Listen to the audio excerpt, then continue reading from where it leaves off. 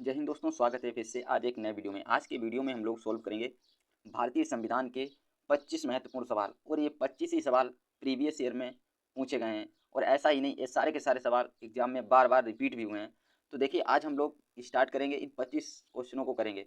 आप अगर एसएससी या रेलवे या बैंकिंग या UP double S C PT, UP police, Delhi police, CRPF या सीआईएसएफ या अन्य किसी एग्जाम की तैयारी करते हैं, तो आप इन 25 क्वेश्चनों को करके जाइएगा, क्योंकि यहाँ से एक या दो क्वेश्चन आपको देखने को मिल जाएंगे। तो स्टार्ट करते हैं वीडियो को।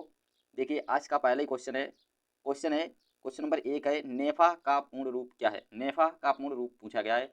तो नॉर्थ ईस्ट फ्रंटियर एजेंसी नेफा का पूर्ण रूप है। नेक्स्ट क्वेश्चन की तरफ चलेंगे। नेक्स्ट क्वेश्चन है क्वेश्चन नंबर 2। क्वेश्चन नंबर 2 है, किस वर्ष सिक्किम भारतीय संघ का 22वां राज्य बना। तो 1975 के अंदर सिक्किम भारतीय संघ का 22वां राज्य बना था। और 1974 में सिक्किम को सह राज्य का दर्जा दिया गया था। तो ये क्वेश्चन भी आप लोगों से पूछा जाता है, तो याद रखिएगा। नेक्स्ट क्वेश्चन की तरफ चलेंगे। नेक्स्ट क्वेश्चन है क्वेश्चन नंबर 3। क्वेश्चन नंबर 3 है, अंतरिम सरकार का गठन किया गया था। अंतरिम सरकार के गठन की बात करेगा तो हमारा आंसर होगा 2 सितंबर 1946, क्योंकि 2 सितंबर 1946 को अंतरिम सरकार का गठन किया गया था। नेक्स्ट क्वेश्चन है क्वेश्चन नंबर 4। क्वेश्चन नंबर 4 है, संविधान सभा के सदस्य निर्वाचित किए गए थे। यानी संविधान सभा के सदस्य निर्वाचित किए गए थे किस आधार पर। तो प्रति 10 लाख व्यक्तियों पर एक प्रतिनिधि के अनुपात में, 10 लाख व्यक्तियों पर एक प्रतिनिधि के अनुपात में संविधान सभा के सदस्यों का चयन किया गया था। तो आप लोग याद रखिएगा। नेक्स्ट क्वेश्चन पे चलेंगे। नेक्स्ट क्वेश्चन है क्वेश्चन नंबर 5। क्वेश्चन नंबर 5 है, संविधान सभा कांग्रेस थी और कांग्रेस भारत किसने कहा था। यह कथन संविधान सभा कांग्रेस थी और कांग्रेस भारत किसने कहा था। तो ग्रेनविले ऑस्टिन जी का नाम आप लोग याद रखिएगा। इन्होंने कहा था कि संविधान सभा कांग्रेस थी और कांग्रेस भारत। और एक क्वेश्चन बीपीएससी ने पूछा था और बहुत सारे भाइयों से छूट गया था। तो नेक्स्ट क्वेश्चन की तरफ चलेंगे। नेक्स्ट क्वेश्चन है क्वेश्चन नंबर 6। क्वेश्चन नंबर 6 है, विश्व का प्रथम लिखित संविधान है। विश्व का प्रथम लिखित संविधान अमेरिका का संविधान है या यूएसए का संविधान है। तो आप लोग याद रखिएगा, यूएसए या अमेरिका बात एक ही है। नेक्स्ट क्वेश्चन की तरफ चलेंगे। नेक्स्ट क्वेश्चन है क्वेश्चन नंबर 7। क्वेश्चन नंबर 7 है कि भारतीय संविधान में आपात उपबंध लिया गया है। भारतीय संविधान में आपातकाल की जो प्रक्रिया है वह किस देश के संविधान से ली गई है, ये क्वेश्चन है। तो जर्मनी के संविधान से। और जर्मनी के संविधान को वाइमर या बीमर संविधान कहते हैं। वाइमर या बीमर संविधान कहते हैं, वहां से इस प्रक्रिया को लिया गया है। तो आप लोग याद रखिएगा। नेक्स्ट क्वेश्चन की तरफ चलेंगे। नेक्स्ट क्वेश्चन है क्वेश्चन नंबर 8। क्वेश्चन नंबर 8 है, प्रस्तावना को संविधान की आत्मा किसने कहा। प्रस्तावना को संविधान की आत्मा ठाकुर दास भार्गव ने कहा था। तो ठाकुर दास भार्गव जी का नाम आप लोग याद रखिएगा। नेक्स्ट क्वेश्चन की तरफ चलेंगे। नेक्स्ट क्वेश्चन है क्वेश्चन नंबर 9। क्वेश्चन नंबर 9 है, संसदीय शासन प्रणाली का जनक माना जाता है। यानी किस देश को संसदीय शासन प्रणाली का जनक माना जाता है। तो यूके यानी ब्रिटेन को संसदीय शासन प्रणाली का जनक माना जाता है।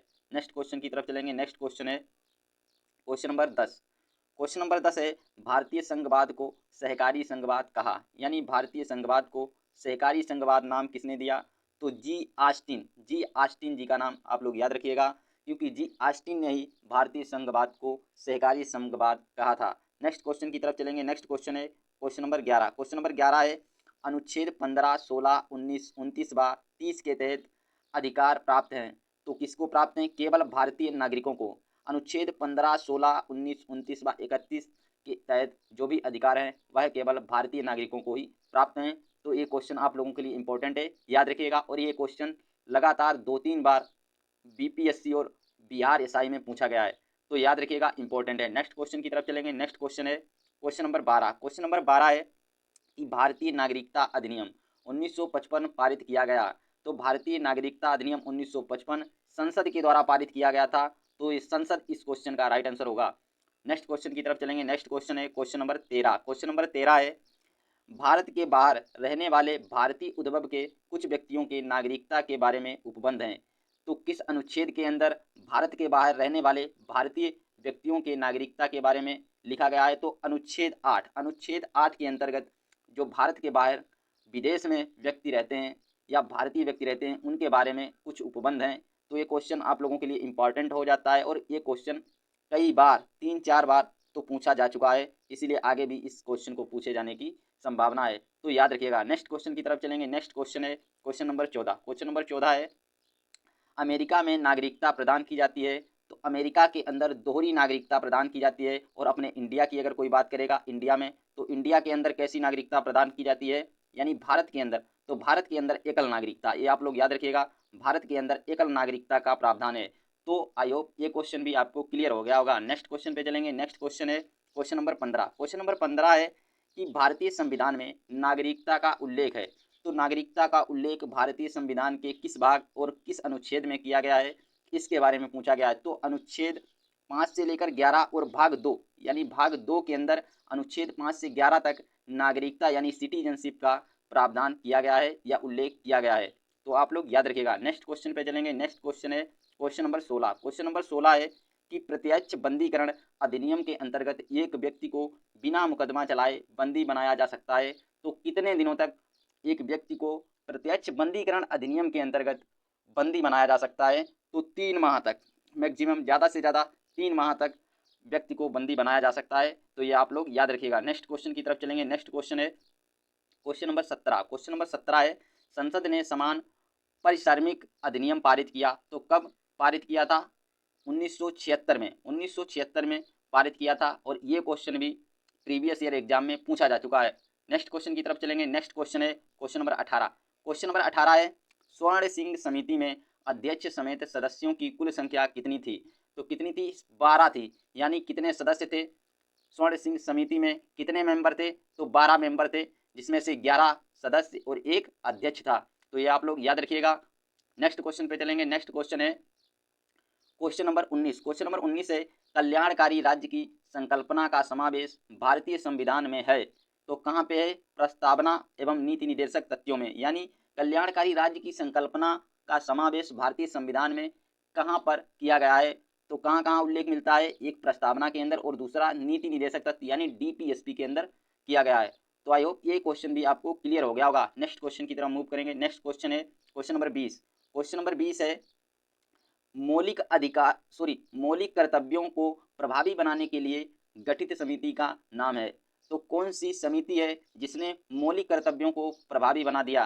तो जे.एस. वर्मा समिति, जे.एस. वर्मा समिति। और यह समिति 1998 यानी 1998 के अंदर आई थी। तो इस समिति को आप लोग याद रखिएगा। जे.एस. वर्मा समिति का संबंध किससे है? तो मौलिक कर्तव्यों से है। ये क्वेश्चन आप लोग याद रखिएगा। नेक्स्ट क्वेश्चन पे चलेंगे। नेक्स्ट क्वेश्चन है क्वेश्चन नंबर 21। क्वेश्चन नंबर 21 है कि संसद के दोनों सदनों की संयुक्त बैठक का प्रावधान है। यानी संसद की दोनों सदनों की अगर बैठक की बात करेंगे तो अनुच्छेद 108 के तहत संसद की संयुक्त बैठक का प्रावधान किया गया है। तो ये आप लोग याद रखिएगा। अनुच्छेद 108 का संबंध किससे है? तो संसद के दोनों सदनों की संयुक्त बैठक से है। नेक्स्ट क्वेश्चन की तरफ चलेंगे। नेक्स्ट क्वेश्चन है क्वेश्चन नंबर 22। क्वेश्चन नंबर 22 है भारत की तीनों सेनाओं का प्रधान सेनापति होता है, तो कौन होता है? राष्ट्रपति। राष्ट्रपति जो है वो भारत की तीनों सेनाओं का प्रधान सेनापति होता है। नेक्स्ट क्वेश्चन की तरफ चलेंगे। नेक्स्ट क्वेश्चन है क्वेश्चन नंबर 23। क्वेश्चन नंबर 23 है कि भारत का राष्ट्रपति अपना त्याग पत्र दे सकता है, तो किसको दे सकता है? उपराष्ट्रपति को। उपराष्ट्रपति ना हो यानी उपराष्ट्रपति की गैर हाजिरी में अपना त्याग पत्र या मुख्य न्यायाधीश यानी चीफ जस्टिस ऑफ इंडिया यानी मुख्य न्यायाधीश को भी दे सकता है। तो जब उपराष्ट्रपति नहीं होगा तो किसे देगा? मुख्य न्यायाधीश को देगा। वैसे तो उपराष्ट्रपति को देगा।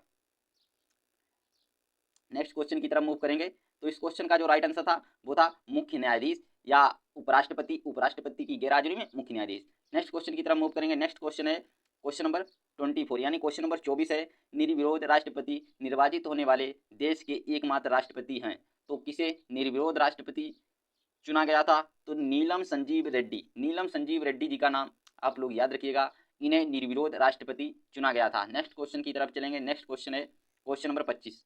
क्वेश्चन नंबर 25 है और आज का लास्ट क्वेश्चन है। तो लास्ट क्वेश्चन है राज्य सरकार का प्रथम कानूनी सलाहकार होता है, तो राज्य सरकार का जो प्रथम कानूनी सलाहकार होता है उसे महाधिवक्ता या एडवोकेट जनरल कहा जाता है। महाधिवक्ता एडवोकेट जनरल राज्य सरकार का प्रथम कानूनी सलाहकार होता है।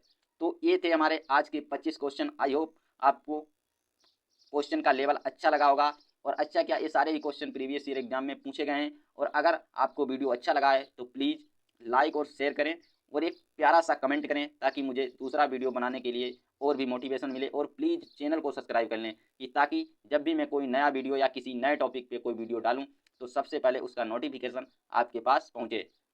तो वीडियो को देखने के लिए धन्यवाद। Thanks for watching. मिलते हैं किसी नए वीडियो में किसी नए टॉपिक के साथ। जय हिंद, जय भारत।